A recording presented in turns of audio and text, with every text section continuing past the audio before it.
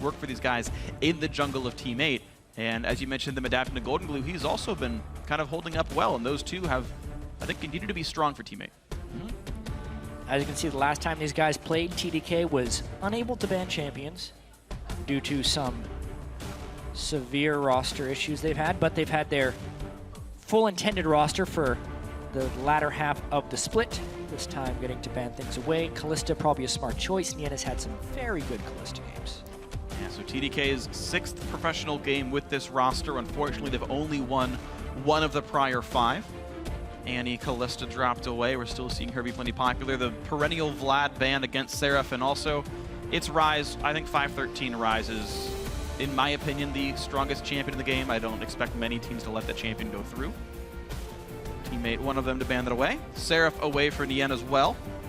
And we see another example of those two AD carries being banned out by the same team usually. Yeah, definitely wanting to change the name of the game for the AD carries. Interesting. I like the fact that they're putting Seraph back onto major damage dealers. Seraphs have been targeted pretty heavily with bans by a lot of the other teams, but they have not found success with him on Maokai so much. Yeah. Obviously, they haven't found much success, but they're closer to it when he's on Rumble or Vladimir. Yeah, he's played a lot of those champions. Of course, no one ever lets him get Vladimir. Personally, I like seeing him on specifically split pushers. Like, he used to play a lot of Nidalee back in Challenger, and that was very strong. Yeah, Rumble being a good damage dealer, to me, I always want to see him be able to play with split push power. Like, even as Gnar went 4-0 against Cloud9 a few weeks ago. But Rumble it's going to be unless Ninja wants to play in the mid lane. Teammate taking their time with their next few picks. It looks like a double tank front line for them. Alistar support, Gragas in the jungle, Shen and Nautilus still up. Yeah, and Alistar's one of those picks who's used to be like perma-pick banned, but he started to fall down a little bit as of late. Teams are getting better at respecting his turret diving potential and punishing him when his ultimate isn't up. And solid picks back for TDK. Braum obviously being another one of those tank supports who's definitely seeing play now. And with 2 AD carry bans, the Trist is right for Emperor. Yeah, Tristana this time getting picked before the Corki. We'll see if that trades back forward. Nien is a very comfort pick level Corki player, so maybe we see that one come through. The Braum also rising up in stock. We might see those other, popular tanks not get picked up. CaliTrolz was a big Shen proponent. You might see him pick that one up now that we know Seraph is not going to be on that top lane, and Smoothie's definitely going to be on Braum, so Shen can be picked up whenever, but it's going to be a Maokai. And Nien, taking his time, says, yeah, it is going to be Corki. Corki is the pick that makes the most sense here. It has been close to the priority pick for a lot of regions lately. It will be going into some Braum counter poke, though. And it also means they need to pick up a lot of damage in the mid lane with just a Maokai top lane. All right, so it means it's going to be the Jayce mid here. Tristana and Jayce, the sieging duo. That's going to be interesting here for Team Dragon Knights. It's going to be the 5th unique champion pick here for Ninja in 6 games. He's doubled up on Victor.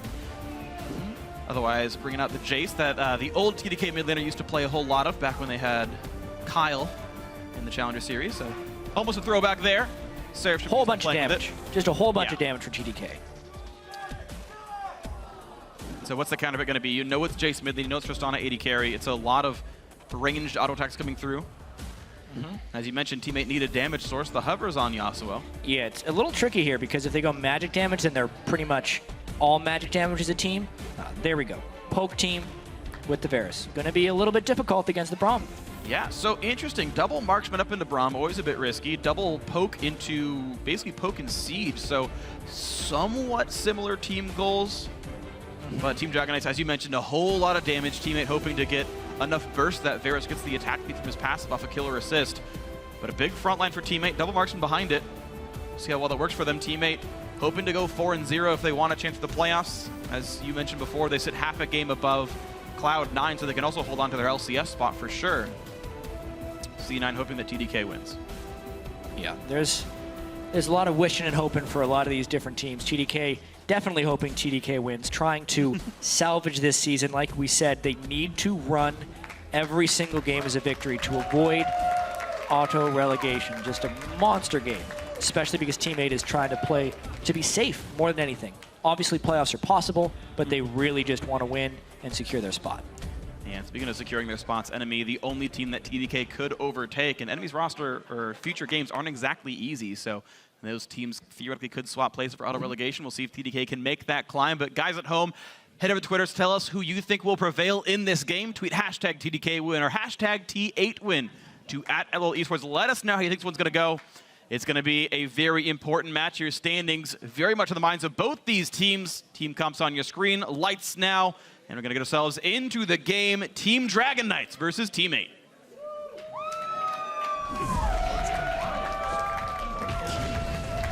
Yeah, and I'm going to be very interested in the early laning phase right here.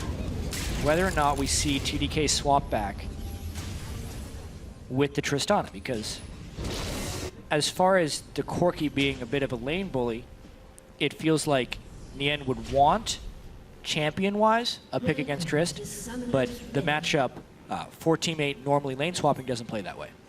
Yeah, well, we got to see how the big players, the new guys of TDK, shape up, because Ninja and Emperor may have helped in some aspect of TDK's game, but they've caused problems in others. I think that when Ninja and Emperor came onto TDK, it was expected to kind of change the team completely, but you can still see their main weaknesses. And also, Emperor and Ninja both have a play style that's a lot different from what TDK was used to. So now they're jumping in, they're being super aggressive, and TDK is not following up. So they're going to have to work a lot together to figure out how to do this aggression safely and smartly. Yeah, and we've even seen it with some of TDK's games. They have some amazing plays from Ninja and Emperor, and then some really poor plays from Ninja and Emperor. Yeah. You never know what you're going to get. That's true, yeah. It's you flip a coin and TDK either wins or loses the team fight. Honestly, I actually really did like TDK's old style in Challenger, even though the players were arguably inferior to Ninja and Emperor. But when Kyle and Luigi G were in there, it was the Seraph show, and he was the split pusher, and he would hard carry his team through the games. And though he has played some more Rumble games this split, it felt like Seraph lost a lot of what made him good when they started pulling him out of the team fighters, the Maokais and the Lulus. And, you know, if they adapt to the style and it works for them, then good for them. But I just don't see the same Seraph anymore when he's forced to play around the different team dynamics. Starting with an amplifying tone. All right, that's a good way to start aggressively. Well, the thing is, I've noticed no Rumbles are going Sork Shoes first anymore. They're always rushing Liandry's really hard because it's such an important item to complete that I'm seeing them start Amp Tome or Ruby Crystal almost every game. Yeah, especially on this patch. Obviously, Liandry's Torment used to give 50 ability power. Now it gives 80, and it's only 100 gold more expensive when fully completed. If you're thinking about cost per ability power, you think to the Amp Tome, which is 435 gold for 20 ability power. So it's about 647 gold of stats that Liandry's gained for only 100 gold increase in price. Yeah. Like that to Rumble, who is the player who rushes that item more than anything, was one of the biggest buffs out of the AP optimization changes. And we'll see him do probably well for himself. Now, mid lane pressure was attempted, not going to happen. We are in a lane swap game. Braum spent a little bit of time trying to harass mid, didn't happen. We might see TDK now group down onto this bottom turret. Looks like we have a different plan, though, from Team 8, though. They've actually recalled, and they're trying to do that three-man defense under that bottom tier 2. Nien will be by himself shoving in and denying under the turret. And we'll see if they can get that second or third wave of experience. It's going to be farm for Nien, but they're looking a little bit late to this. I wonder if TDK will rush them as they try running through, because that's a level 1 Alistar. I don't really see Team 8 being able to get up there, but they've gotten pretty close to the turret. No, TDK, they let them in. Just fine. The stun lands. Dodo's all right, and the wave's going to get farmed up after all. So, yeah, TDK did not play far enough forward to track the movements and zone the team away from the turret. Teammate successful in getting 50% more experience than they were going to otherwise. Yeah, that's a huge hold there by Teammate, because now Nien gets to keep the farm on Corki. There's some elements to this. They have 3 tanks basically walking through, so they're a little harder to kill. They have a lot of CC. But even so, TDK either needs a deep ward in the lane, or, like you said, to play more forward to prevent people from just walking past them. Okay, looking for the play. Unfortunately, Ninja missed the Q. It forces Goldenglue summoner heal at the very least, but otherwise a pretty safe Varus, all things done. That said, though, this wave is pushed up, so he's got to be a bit careful about a repeat gank. He lost his summoner spell for the last one and goes right back where he was. Yeah, just gets the early ward in the top lane as well. But speaking about Goldenglue, he's been playing quite well. So No surprise that Kez tries to put a little bit of pressure on him early on in the lane. Jayce and Varus show a lot of similarities in that mid lane matchup as well, both long-range physical damage pokers. So whoever gets an edge in that lane can fairly quickly close that into a much larger edge. Yeah. Early ganks, very important. You've even got their own forms of gank assistance, right? Varus with the ulti can lock you down for long enough to kill you, and Jayce just does so damn much damage he can follow up pretty well. Porpoise walking around, he's going to take Scuttler. He will get spotted by Rumble's ward, and that will not likely be a successful gun. Whoops! He stopped the auto about a frame too early and lost some mana in time because of that. All right, there's an aggressive green ward there to see just where Kez runs around. That's the way you track Evelyn. You ward her camp as best you can. Evelyn, not the biggest friend of killing the Gromps, though, so you might not see her go for that camp that often. It's true. Hate Spike's AoE. Does not help her very much with that one. It's interesting, though, how much damage TDK is dealing to that bottom lane turret. Because I compare it to what Nien's done in the top lane, where he's mostly just been farming. There's a very real chance that TDK could get a 1 turret to 0 advantage quite quickly. Maokai and Alistar not doing much to clear this wave. CaliTrolz not even speccing extra points in a sapling toss for better wave clear either. So they're in pretty big danger of losing that turret. Sometimes you see Maokai's go sapling toss when they're trying to hold waves off. Not the case here. Alright, so Nien, though, instead is going to play the freezing game. Looks like he may sacrifice that bottom lane turret, but he really wants Seraph to not get gold, because though that push is happening, CaliTrolz is farming, and he's got double Doran's ring, 25 minion kills. Seraph cannot really say the same for himself here. So, doing what he can to clear the waves away, and the Rockets, explosive charge mostly used on the champions, and it does not damage the turret when it explodes off a champion. It must be targeted on the turret itself, it looks like. So, not getting a crazy amount of damage done now. Yeah, honestly, Emperor should be saving that E for the turret, because this lane is not necessarily that favorable for them from a farm perspective. Nien is so powerful with his levels over Seraph that he is getting a big gold lead if you're just comparing what Maokai can get at the turret with support help versus the other way around. So TDK need to pressure this turret down and give Seraph a little bit of assistance as soon as possible. Yeah, well, they managed to keep the team on that side of the jungle. Good counter jungling. Kez got some wards done. Kez got some stuff done. And the wraparound does mean it goes down. There's the first turret. Now we've got Nien up in the top lane once again soloing. The freeze was broken, but it's still 60 CS to 18. So Seraph held down for a while, but Rumble has low item requirements, and getting solo XP is still plenty good. Nice do from Porpoise. Level only 4 for him, though. And loses the Raptor buff he just got. Yeah. But will he clear the pink ward? Sometimes it's nice for a Raptor. I'm always mixed when a Raptor buff triggers on a pink ward, because I'm like, well, I could have seen this ward anyway if I walked through that brush. But you wouldn't always walk through that brush unless the Raptor buff had triggered you. Yeah. So even though it cost him his Raptor buff, he got the pink ward that he may not have checked otherwise. Of course, you should always check that brush. Of course you should. But yeah, expected value-wise, it's definitely positive. Yeah, just like you should always check the pink ward that could get stuck behind your red buff. But no one does. Nope. So if you get a Raptor buff, it tips you off. It's nice. Yeah. People actually throw that one a lot because it always tips them off because of the Raptor buff. Like, that ward doesn't stay anymore because it keeps triggering. You're like, I know that ward. I put one by blue buff. It's actually like right by mid turret. No one ever checks that. Yeah. It'll stay up for like 15 minutes. Very unlikely for a Raptor buff to still be on you by the time you're there as well. Yeah. So, I'm giving away my strats. If you play me in solo queue, check that brush. You'll kill my wards. Huh. You'll be waiting in that brush. Yeah, just kidding. It was a bait. I played you. The long gone. This is why I cast LCS, to prop my solo queue MMR. How's that going for you? Not well. I'm the lowest rated of almost all the casters. Great. Look at this. Mid lane has not been tilted. The main thing that we need to pay attention to, obviously, is this turret discrepancy. So TDK killed that turret so early, and I'm really wondering when Nien is going to match that off, because the longer he stays in that top lane farming, the more objectives TDK can take. Yeah, just like this dragon. And the thing is, the way it's paying off, like the AD carries still have the exact same farm, and Seraph is only down 11 minions under CaliTrolz. Is the turret worth 11 minions? I feel like that answer is no. And Team 8 not making the best of choices in the early game here.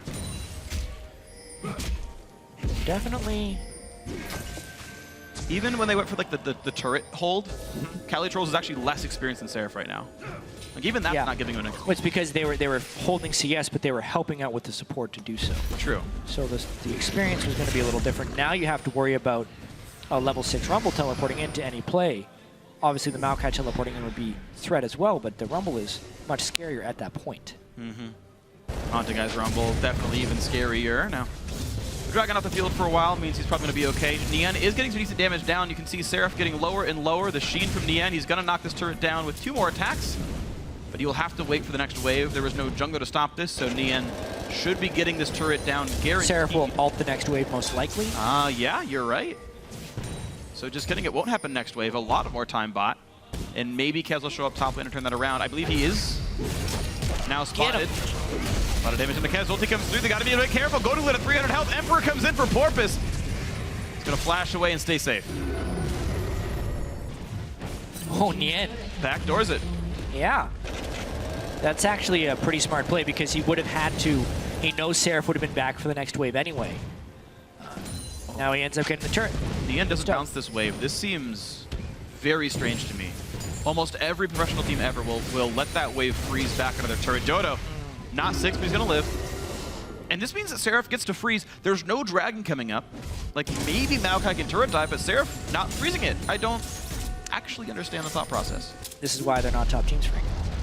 Because honestly, I don't see like legitimate good reasons for why they wouldn't be freezing these things, other than they just want the farm now, and then they want to go do something else. But the freezing that we've seen for pretty much all the other top teams all has to do with this wave manipulation, and neither of these teams are trying to take full advantage of it. No unfortunate things here. Now, at the very least, though, Teammate did manage to equalize that turret game. TDK put their time and effort in getting that dragon to the bottom side of the map, and they got it, to be fair. So that's still an objective gained by them, but Nien did eventually answer back that turret. And even though I mentioned the XP disparity not being there between CaliTrolz and Seraph, Nien was, last I checked, 1 level above Emperor. So this Corki actually is now, basically 1.2 levels above. He's just barely 9 versus Emperor being a minion away from 8. So that does manifest there, and Teammate do have a high-level AD carry. Yeah, and Corki, of all the AD carries you want to be high level, is definitely the one. Especially when you get level 2 up. Not in range. Ooh, that hurts. Yeah, he didn't judge it properly. CaliTrolz does have early home guards though, so maybe expect some home guard flank plays with teleport up as well. But with no flash, that strength of that play is diminished. Kez spotted by a couple of wards here. TDK still playing the poke game. Emperor getting poked back himself. The Q lands from Corki. Goldenglue does not have his blue buff right now. I believe it's going to spawn again in about a minute or 2, and then he'll have that once more. Nien not quite at Trinity Force, but he's not far away. He's about 300 gold having that item in his inventory, and that should happen in time for the next dragon coming up. The first one, a little while back. And if Emperor's not playing the Demolitionist role, then I might like Nien's champion a little bit more than as these team fights unfold. But we sit at a very tied game. Gold's the same, only difference being 1 dragon. Yeah.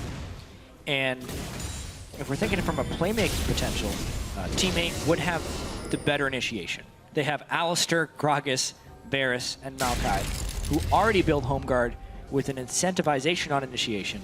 Versus TDK, who, as far as hard CC goes, needs to wait for the 4th auto attack after Braum applies passive. So the amount of initiation is so different for these teams.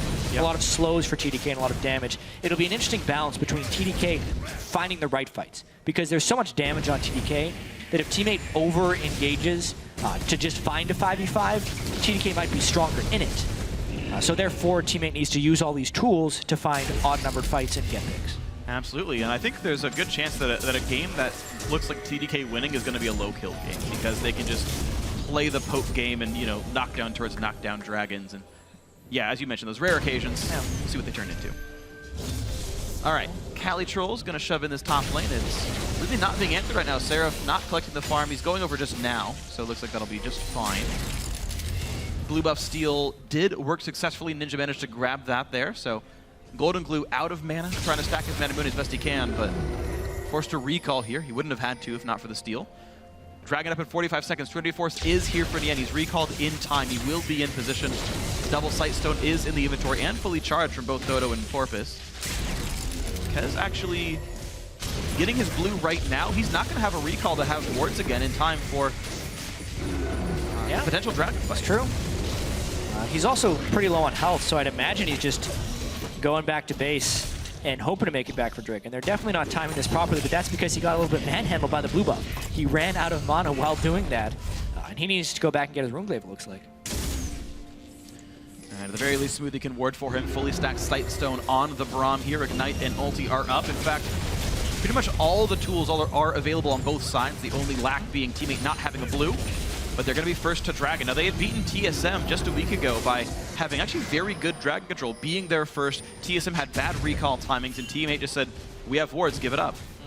And now they are in position. Seraph would have to teleport in. Seraph does not yet have level 11. That's what he would want. But remember, teammate has the initiation potential on this one, and they actually don't want to trap themselves in a Dragon Pit against a team with superior damage. Very interesting game teammate has to play here. They're going to play for the mid lane right now. Eve is on the flank. Dodo staying on the right-hand side to zone her away. That will happen successfully. But mid lane not taking much damage. The poke still landing. Honestly, That's a lot of poke. Knocked him a bit low. Varus and Corki, and look at that. The Varus Corki poke isn't really landing. The Jayce hits that do land do so much damage. Seraph was able to split push the top lane. He's not getting answered. No one's there. CaliTrolz tried to bully the mid lane around, but it didn't happen. Yeah. So top lane outer went down. The poke that Ninja's landed is turning this into TDK's favor. Ninja still full health as well. Got a pretty decent mana pool. Lands another two-man poke. And Seraph's approaching level 11 more and more. Teammate, through their bouncing back and forth, not wanting to trap themselves in the Dragon Pit, has just created a very unfavorable situation for themselves in which maybe they give up the Dragon. And it's looking more and more like that. Kez's late recall not getting punished here. Going to push around Dodo, though. And look at that. Jumping in to knock Alistar away. Headbutt says, give me some space. But Dragon, at least the ground is controlled by TDK. The ward's still scattered back and forth across these teams. Only 2 sweepers, only 2 pink wards for TDK. They can't get rid of all division. No, definitely not.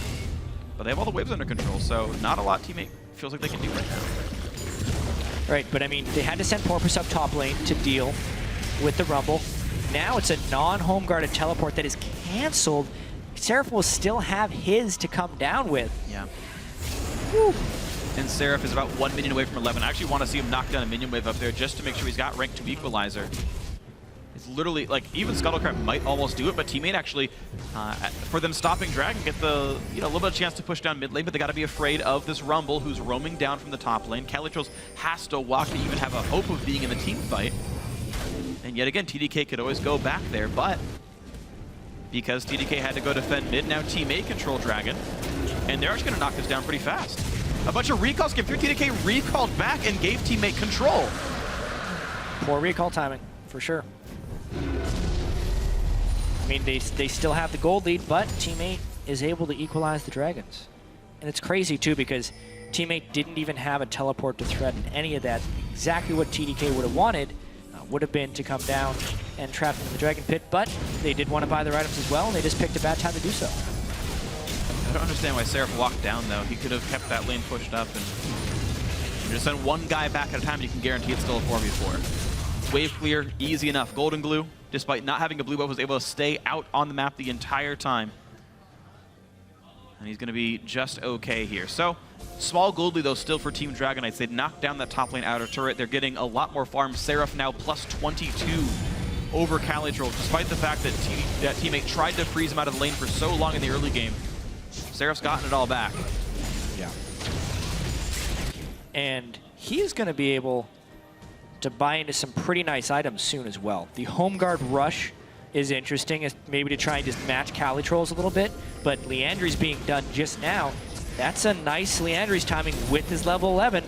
It would be nice if the Dragon was up to fight over, but maybe they try and force a fight within the jungle of teammate.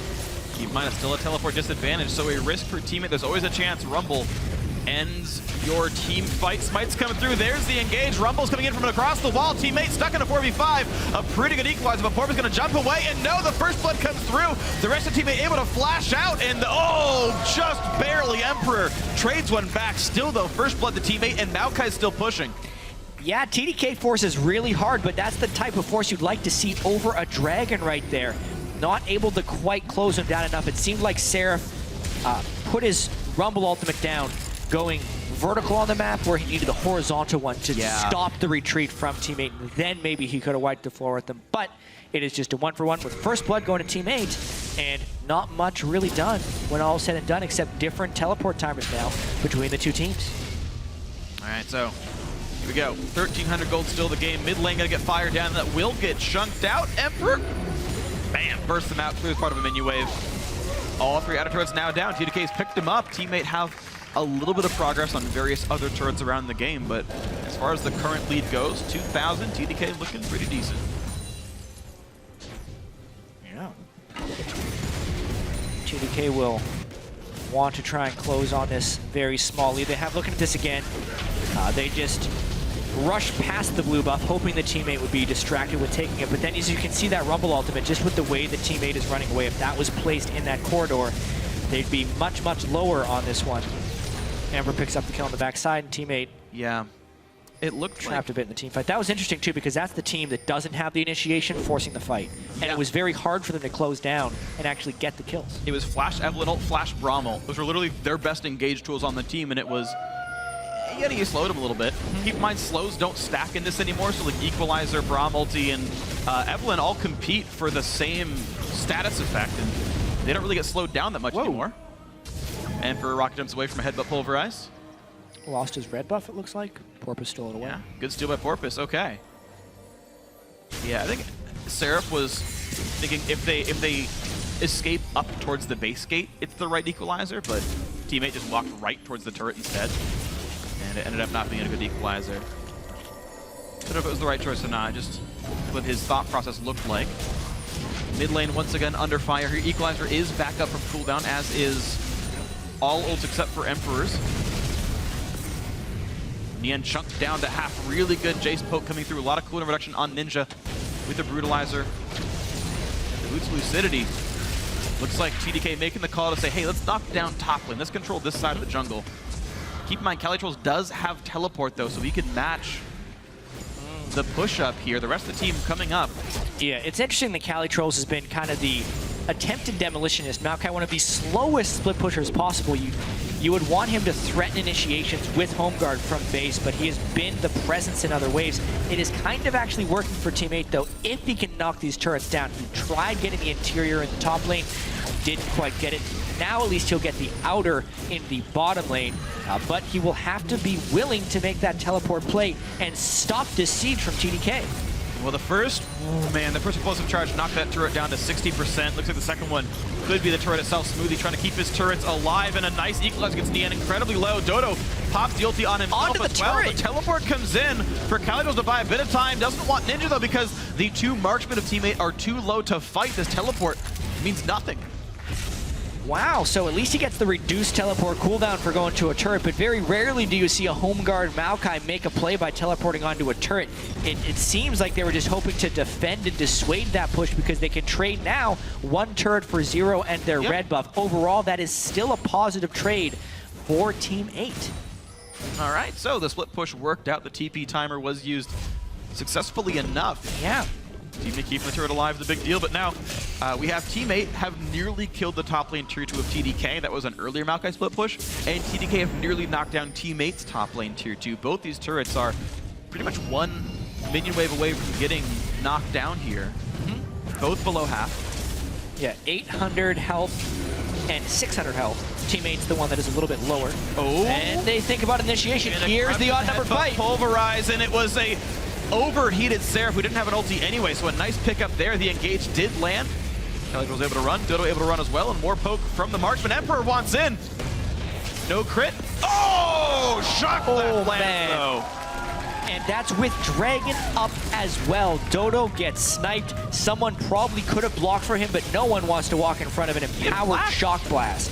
He didn't expect that one to land, it looks like. So interesting choice here. Seraph will have teleport up, so delaying these next 6 seconds means TDK can guarantee 5 members. All in all, Teammate will not challenge. Dragon 2 does go over to Kez. Doesn't even have to smite it. And Teammate, once again on the back foot, down 1,500 gold, down a Dragon. Yeah, and this game has started out fairly slow, Phreak. I think we are expecting a very long game as well. TDK has played the longest games in the LCS, Team8 close behind them. TDK averages around 43 minutes, Team8 40 minutes plus. And if the pace of this is any indication, 4 kills 24 minutes in. And seemingly, one of the reasons these teams play long games is they're not good at forcing their advantages, right? CaliTrolz, he's had home guard for forever now, but he hasn't forced any home guard TP plays. Seraph has teleported in, but he could not trap anyone off with his equalizer. So there could be a lot of just extension of this game because they're not playing as crisply as a top team would. Yeah, very true. So capitalizing on your advantage is definitely a very big deal here. Either of these teams could absolutely win this game, and in fact, both teams would really, really like to. A loss means you're guaranteed to not get something. If Team8 lose, they are guaranteed to not make playoffs. If TDK lose, they are guaranteed to be relegated at the end of the split. As soon as they had joined the LCS, they're just as quickly out. Winning keeps those hopes alive, and see if that happens. Pushing on in, 1,400 gold lead. Team8 once again looking to knock this turret down. They have to give some respect to the counter engage of TDK, but keep in mind that is a very soft engage, and oh my god, Emperor too far up, gets caught out. Porpoise finds the team. They go in and knock down Seraph. A terrible equalizer and a double kill for Nien. Mid lane outer goes down as well. Oh, and that's exactly the initiation that Team8 wants to accomplish. They had Dodo off on the side to prevent Kez from coming in, and then Goldenglue found another nice ultimate. This is the time that Team8 can choose which team fights to fight, and they get the pick. Very, very massive. That's the second kill in a row, I believe, that Team8 got because Goldenglue landed an ulti. And in fact, 2 of those last 3 were onto Seraph himself. So very, very nice stuff here. Team8 finally able to get the gold back in their favor. Mid lane tier 2, of course, died during that push as well. And yet again, Nien is the beneficiary of these games. He's up with the most kills and the most farm. Yeah, I mean, just looking here, Emperor and Seraph had trapped themselves against the turret, so there's no juking that could happen. It was really smart of Goldenglue to recognize that position on the map of where a skill shot could not be dodged and land the tendrils onto a couple people there. Then they just dive in with their chain CC afterwards. Beautiful stuff here, man. We're sitting on now Team8 with the lead and feeling good. Ninja with the blue buff, but Goldenglue on this Varus, a much better poke champion as far as poke itself is concerned than Jayce. Ninja's got other strengths on that champion, but can't poke quite as well as Varus. So Goldenglue able to push him around the map, and no lifesteal really to speak of on this Jayce means he's got to recall and home guard and head somewhere else. You're going to see a lot of home guards in this high poke, low sustain game. Another thing that's kind of interesting on this patch is with all the Rumbles wanting to rush Liandry's, it is heavily delaying them almost ever getting a Zhonya's Hourglass, right? The olden days, you'd see the Stork Shoes and the Haunting guys, or if you're like Seraph and worried about CC, the Mercury Treads and the Haunting guys. But then you'd almost always see a Zhonya's as the next item right away. And it allowed the Rumble to play more aggressively, get in the front line, and pull off the Zhonya's Flamespitter play. But now with Liandry's Rush, he wants to finish the Rylai's probably to get the synergy going between those 2 items. And he's going to be never getting the Zhonya's, but that might be what he needs. Well, gonna see them jump right now to CaliTrolz. Once again, Seraph overheats without ulting in, but the front line is here. Dodo lands the stun, knocks back TDK, but they're right back into the chase. A good counter engage though with the Varus ulti. Dodo able to walk back, and the roots are gonna mean just enough. Dodo with a sliver of health, I think literally like 5 off the shock blast, walks away. And honestly, another underwhelming equalizer by Seraph. That was a haphazard initiation by Team8. Didn't really pick the right target to go onto, and it was totally open to a counterattack, but TDK doesn't get any kills. And now another teleport onto a turret. He's gonna need backup. He's there by himself, chunked incredibly low, 800 health left on CaliTrolz, pulls a summoner heal in, and Dodo, now of course running without the ult, the kill goes to Emperor. The resets are in. If Emperor is gonna jump forward, it would be about now. But he knocks down Porpoise, gets the jump in, goes right backwards. Poked out, but it's still 2 more kills picked up for TDK and the turret. Yeah, that's Tristana, the Demolitionist, takes down those turrets so fast. And CaliTrolz lost the defense of his turret very quickly after teleporting in.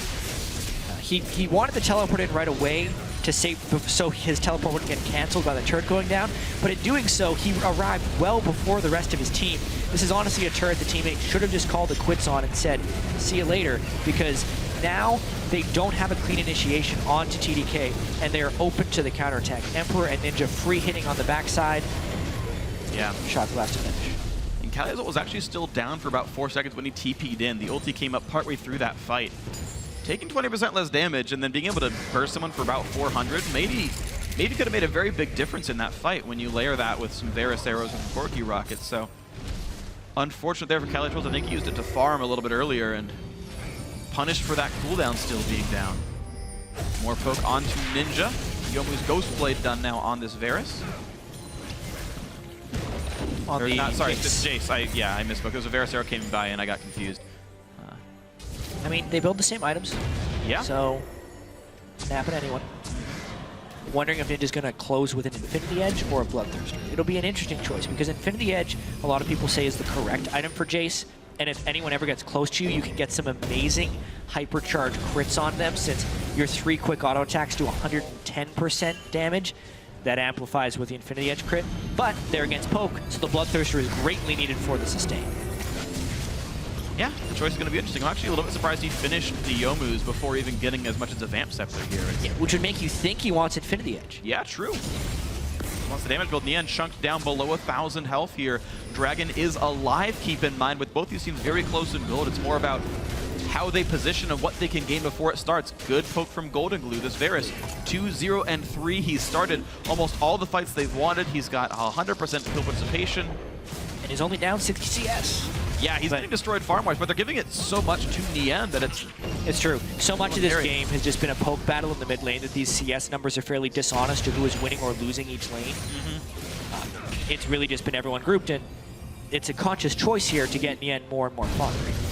Yeah, it's like a small lead overall to TDK if you count it all up, but it means that Dragon still goes to Team 8. They just snuck it in with the AD carry and jungler. TDK would rather push the top lane. They chose to do this instead of fighting for Dragon. Seraph is up here prepping the wave, and here comes the team to knock it down. Yeah, this is the one that was sitting on 600 health oh so long ago. Please finish it. Yeah, they wanted to make sure they grabbed the red buff and then played defensively. TDK thought they had enough damage. They were right. But that means they left mid lane open. Nien gets to push that one in. That will again force a response. Yeah.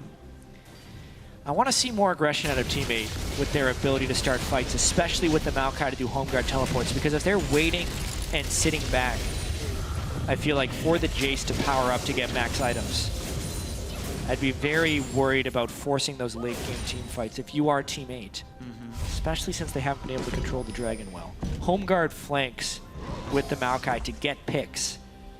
One of the main ways they would be able to theoretically pull ahead of this game. Yeah. And we've actually seen that happen, right? Team 8 have done a good job of getting home guard flanks and getting flash Varus ultis and whatnot. Honestly, TDK feels like a team that could really benefit from just playing around the middle of the map and then just running to a random turret on the side lanes. They've got a Tristana and they've got a Jayce. They're probably 2 of the best, I think maybe like literally the 2 best demolitionists in League of Legends. There's a good chance of those 2 right there.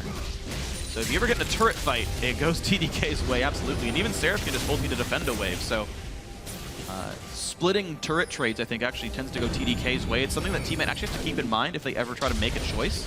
An aggressive one is if they post up on a turret, that can sometimes be very easily answered by a cross-map play. Yeah, and one of the poke discrepancies we're seeing here pretty heavily is Smoothie's blocking a lot of stuff with Braum. Yeah. And there is no thing to equalize that on the side of Team 8. So even though they have the Varus Corki and some nice theoretical poke champions, Team 8 is winning the poke battles, which even more forces Team 8 into finding quick, decisive initiations. Because if they dance around and wait for a fight, they're probably going to get poked off. Yeah, you're absolutely right. And so the matter is, you know, the poke lane, the poke getting defended, the poke making a meaningful enough impact right now. Top lane getting pushed in by Nien. Team 8 still trying to play the map as openly as they can. Both top laners have teleport, but no one's on the bottom side of the map right there. No one's getting that extra wave of experience and gold. And we can see the wave clear potential, right? Top lane gonna get cleared out by Rumble, which means Team 8 gonna have a bit of a hard time pushing any farther, but TDK able to knock down mid with relative ease. Yeah, that's when the wave shows up. We're in a bit of an awkward situation. Ninja and Kez were not as far up as the turret killers were. Oh yeah, and the wave gets cut off again, so that mid lane pressure doesn't actually happen at all. And they pull the rest of the team. They left Seraph alone up there, who had ulti to clear the wave. There's even a window now with no equalizer to try to start a fight. Yeah, we heard how Team 8 was talking a little bit before the game about how TDK is out of sync since the new members. That was a perfect example of that. Now Team 8, this is a dangerous play if they get spotted out. Also because Emperor is off on a split push, so TDK wants to stall, but it's hard because they have no rumble up. This could be a Baron for Team 8. They headbutted him out. The Baron gets picked up. Really nicely done. Team 8 look for the objective, and they get that one. Explosive Cast pulls the team in. They catch out Smoothie. That's a kill picked up, but the inhibitor nearly dead. Kez does not get away from the Rockets. Nien grabs that kill, so inhibitor in shambles, but a 5v3 with a Baron buff for Team 8 to answer. Yeah, I mean, that's really what Team 8 was trading. It's an inhibitor for this new empowered Baron buff, and can they get an inhibitor of their own? That is now 2 death timers on 28 to 30 seconds, and they're just going to end up recalling. Looks like no one was around to help Nien. I guess afraid of the respawns, but with Seraph not having ulti, and Kez and Smoothie dead for long enough, I'm not sure why that team didn't just join in on that left side of the map, but that's the choice that Team 8 made, and they will once again play it slowly. And we have to re-emphasize how much is on the line for these teams, right? TDK needs to win out to avoid auto-relegation. If Team 8 wins out, they still have a chance of playoffs, but mainly they're looking for that 7th seed, and Cloud9 looking very competitive for that spot. So for all the sloppiness you see in this game, for the closeness, the Dragons being even as well, there's a lot of pressure on these guys, and that could very well be impacting their level of play here. Either way, it's still anyone's game. A Baron for inhibitor trade, you could argue that back throughout time and say whether it's been worth it. Different philosophies across the board. The fact that it was pretty much an even trade just means the Team 8 now needs to devote time to that bottom wave, and it delays the game more than anything else. The team with Baron has to devote time to clearing the minion wave, therefore the other team gets time to farm. And it ends up being kind of an equalized gold trade, unless Team 8 could somehow find a fight and use those empowered minions to get an inhibitor of their own. See if they can make that happen, and because right now the siege isn't happening, Seraph's ulti is up to clear if he needs it, and right now Ninja and Emperor are able to knock these down pretty cleanly. The thing is, Tristana is actually a pretty good defensive wave clear if you can't stop her from auto-attacking. Explosive charge and auto-attack basically clears the backline on its own, and you can see Team 8 not even trying to pressure. They sent more than just CaliTrolz bot lane. They're not stopping Emperor from clearing these out. They're not even poking. I mean, CaliTrolz doesn't do that good of a job killing super minions as a full tank Maokai. True. It's really just one of these game stalling things, and TDK's actually trying to use that to their advantage here. They already chipped away at that mid-inner turret before, and maybe they're just trying to get the position so they can get some wards and notice Team 8 walking in for a next dragon. This will be dragon number 3 for each of these teams. They've both been picked up sort of off of interesting choice. The Emperor really low on health. CaliTrolz wants him, but gets knocked back into the team. Goldenglue stuck on an equalizer, forced to flash away. He is no longer in this battle. Call it a 4v5. Emperor versus CaliTrolz. They can't quite hit him. He jumps away to safe, but here comes the cleanup as Goldenglue rejoins the battle, and it's a cleanup crew for Team 8. 4 kills picked up for 1. Whoa, and it was all about Emperor getting caught at the very start of that fight. CaliTrolz, without necessarily the backup of his team, caught someone who didn't have the backup of their team, and this very strange team fight opens up now maybe a window for TDK to knock down an inhibitor, even though their Baron buff has expired. Yeah, Team 8 with plenty of time. Kez could not possibly hope to defend all of this even with his blasting smite. It shouldn't happen here. So a full health inhibitor turret should be getting dropped dangerously low. The cannon minion is there. Dragon number 3 picked up. Porpoise will recall. He feels safe just to wait for his team to knock this down by themselves. A big wave top lane will be answered and cleaned up. And there is the inhibitor, Jatt. 38 minutes in, Team 8 have some inroads. TDK might look to chase this. They have some pretty deep wards, and Seraph could teleport in from behind if they want to cut them off. Plus, they know Team 8 had to send base defenders. The ward. Here comes Seraph. CaliTrolz could match with a teleport after he clears the wave. It's down to half. Seraph walks right on in, gets rooted up into place. Here comes CaliTrolz as well, but they do not have a Gragas. And it's going to be enough to get that team out. That's TP threat enough to disengage TDK. Good disengage right there. So big time fight by Team 8. They need to manage their waves. They didn't lose any turrets. They did pick up the CS, and they picked up the 3rd dragon. All very positive things for them. They're not in position to win the game yet, but they're definitely on the right road. Now TDK for 2 of the last 3 have stolen away teammates' red buff up there. Emperor, if he can keep himself safe, he can do a lot to apply those red buff slows and damage and be a good backline marksman. Jatt, it does look like we will be seeing the lifesteal build from Ninja, so yeah, none of the real crazy AD carry DPS coming out from him. Just wait for the 6th item, man. Bloodthirster Infinity Edge. Okay. I'd like to see it. I don't think it would happen. Bloodthirster already done for no. this Varus here. Goldenglue for now, holding onto a pink ward. Maybe he'll go Infinity Edge. See that fight one more time. Emperor. Yeah. Yeah, very split up as they take a pink ward down. Super chaotic start. Emperor, also because Goldenglue added with the start of that poke, it's honestly just total chaos. Seraph goes chasing a kill off on one side, but he's not able to finish off Goldenglue, and that's actually very critical as we come back into this fight, because Goldenglue then can snipe Emperor on the back side of this as the rest of Team 8 kind of runs through. Because it started with such a nice pick on an Emperor, it was one team with an AD carry running away, and another team with an AD carry on the offensive. And the offensive AD carry was able to win.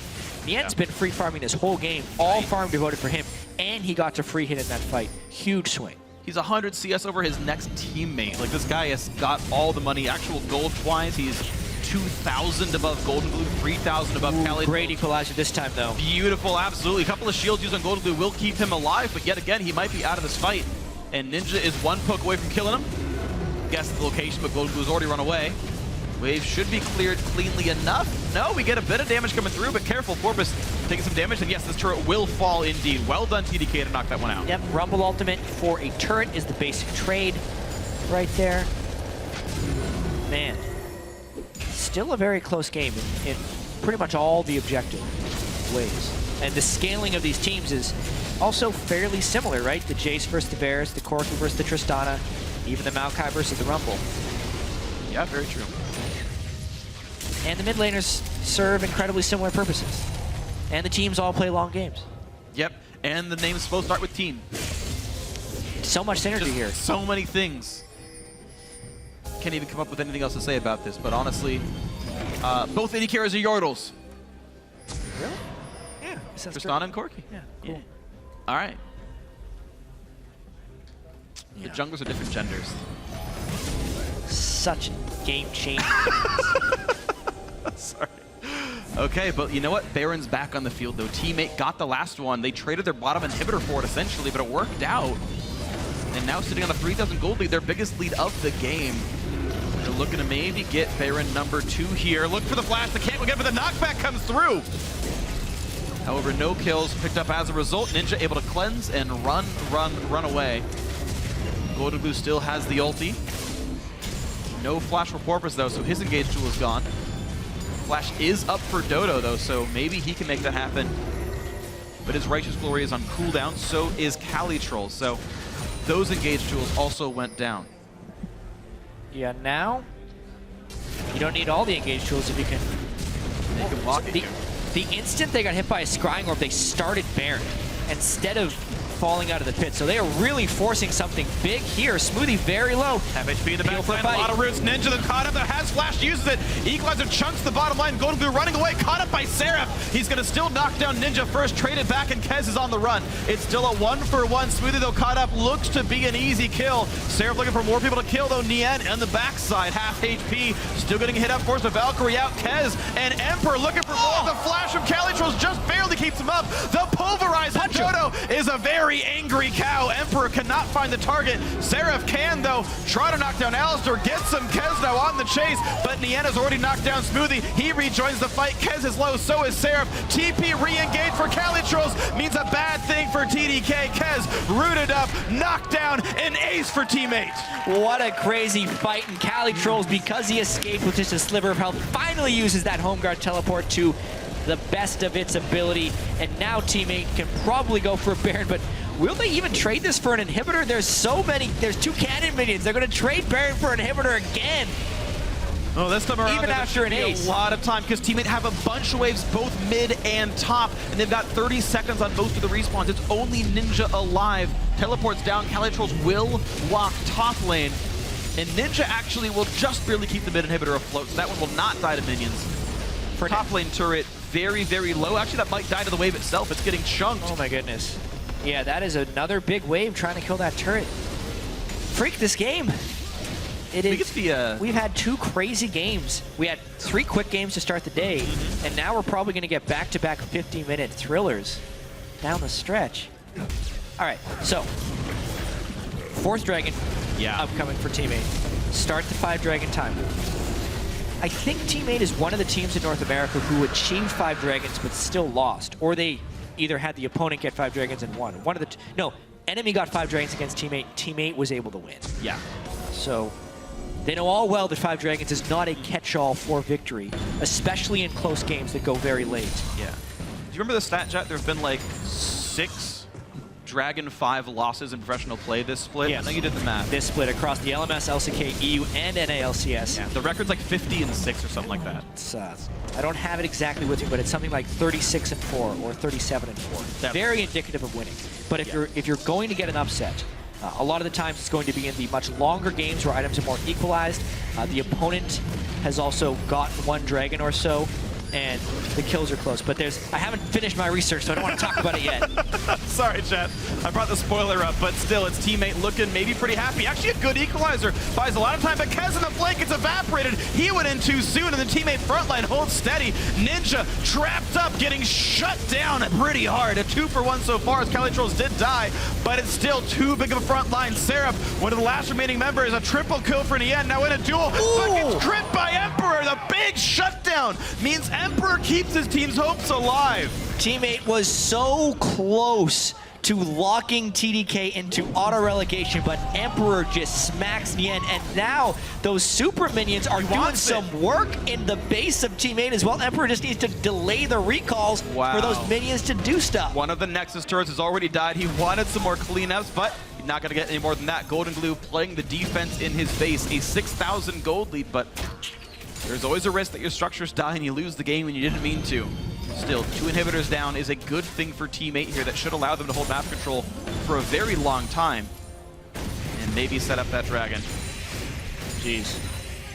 More craziness. Even more craziness. So it's been 2 Barons to Team8. That inhibitor has been cycled down a few times. But now that Team8 has double inhibitors, is going to be a larger thing.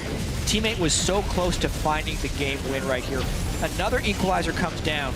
They were trying to time it with the flank, but it really doesn't land on many people of Team8. At that point, Porpoise and the tank line of Team8 is very strong at being in there. They close down on pretty much everything. It's just Emperor who has been free hitting all this time, and Nien, he tries to duel him. But yeah, that was... just a couple of big crits. I don't think the last attack was great. I think it was explosive charge and a different champion blew up near him. Oh, really? I think. I didn't track it closely, but I think the last attack wasn't a crit. It was explosive charge. On, I think, Alistar. And I was told yes. Corki walked into an explosive charge from Alistar to get away from Tristana. That'll do it. Yep. 10-1 Nien. All the farm that he has been able to put into himself with his shot calling has been beneficial. He almost closed the game right there. Yeah. Monstrous game from him.